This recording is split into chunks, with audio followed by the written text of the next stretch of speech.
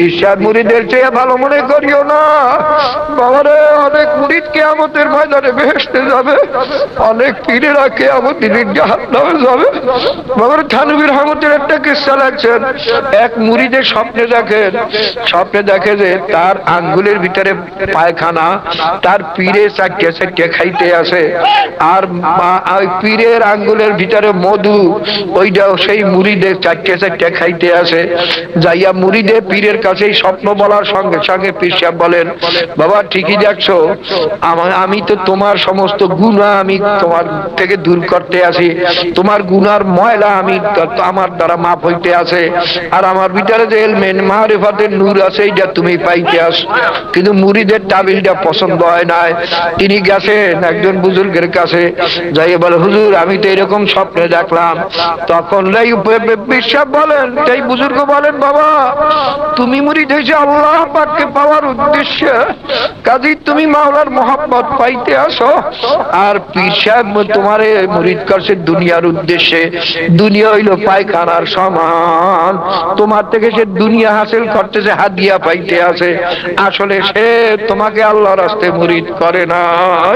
কাজী বাবারে কিয়ামতের ময়দানে কত দিন জাহান্নামে যাবে, সুলতারা বেহেশতে যাবে, আবার কত পীরেরা জাহান্নামে যাইবে, কত মুরিদেরা বেহেশতে চলিয়া যাইবে, কত আলেম জাহান্নামে যাবে, কত মূর্খরা বেহেশতে চলিয়া যাইবে। বাবা ইন্নাল্লাহ লা ইয়ানজুরু ইলা সুওয়ারিকুম ওয়া আমালিকুম ওয়ালাকিন ইয়ানজুরু ইলা নিয়াতিকুম ওয়া কুলুবিকুম আও কামা ক্বালা আলাইহিস সালাতু ওয়াস সালাম। তাই বাবার নিয়তকে দুরুস্ত করো। এই মাহফিল শুধু মাওলাকে পাওয়ার উদ্দেশ্যে, আর কোন উদ্দেশ্য না। কাজী প্রত্যেকে নিয়তকে সহি করেন। মাহবুব গো, আমি যে সমস্ত নিয়ত নিয়ে আসছিলাম সব দিলের থেকে দুধকে দূর করিয়া দিলাম। মাহবুব গো, শুধু তোমাকে পাওয়ার জন্য মাহফিলে থাকলাম, মাহফিলে রইলাম। মাওলা তোমাকে না পাইয়া জানো এখান থেকে আমাকে বিদায় দিও না। তো বাবারা দোয়া করেন, আল্লাহ পাক কবুল করেন। হেদায়েতের মালিক আল্লাহ, বাবার হেদায়েতের মালিক ওয়াজও না, ওয়াইজিনও না, কোন নবীর হাতে হেদায়েত নাই। আল্লাহ পাক জানাবে রাসূলুল্লাহ লক্ষ্য করে ফরমান, রাসূলুল্লাহ সাল্লাল্লাহু আলাইহি ওয়াসাল্লামকে লক্ষ্য করে ফরমান, ইন্নাকা লা তাহদি মান আহবাবতা ওয়ালাকিন্নাল্লাহ ইয়াহদি মান ইয়াশাউ ইলা সিরাতিম মুস্তাকিম। এ নবী, আপনি যাকে মহব্বত করেন তাকেই আপনি হেদায়েত করতে পারবেন না, বরং মাওলা যাকে চান তাকে মাওলা হেদায়েত করবেন। কাজী বাবারে মনে রাখো, হেদায়েত আমার হাতেও না, আরো যত আইজিনের হজ করবে তাদের হাতেও না, হেদায়েত হলো মাওলার হাতে। কাজী মাওলার দরবারে দোয়া করো। এই দোয়া করে মাহফিল শুরু করি। আল্লাহ পাক যেন এখানে যত লোকে ওয়াজ বয়ান করবেন, আমাদের যা দরকার তা যেন তাদের জবান থেকে মাওলায় বাইর করিয়া দেন। বাবারে অনেক সময় দেখছি অনেকে বলছে, গেল হুজুর আমি একটা প্রশ্ন নিয়ে গেছিলাম মাহফিলে, কিন্তু আপনার প্রশ্নের জবাবটা আপনি দিয়ে দিয়েছেন বয়ানের মধ্যে। মানে কি প্রশ্ন শুনলাম লক্ষ্য করিয়া, আমি বহু চিন্তা করিয়া দেখলাম এরকম কথা বলছি কিনা। আমি দেখছি, চিন্তা করি, আমি কিন্তু এই কথা বলি নাই, আমার মনেই নাই।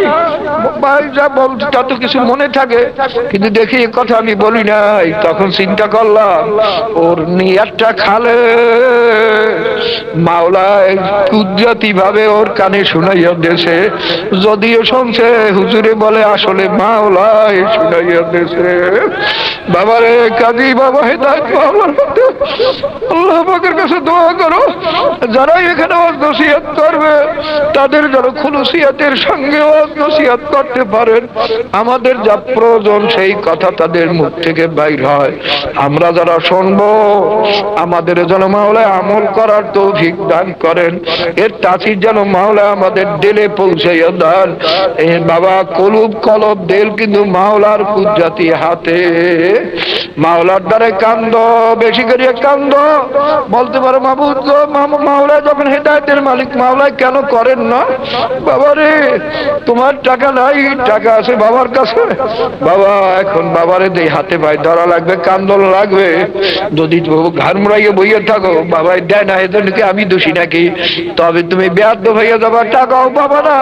আরে তুমি কান্দো, হেদায়েত তো মাওলার হাতে, বেশি বেশি কান্দো।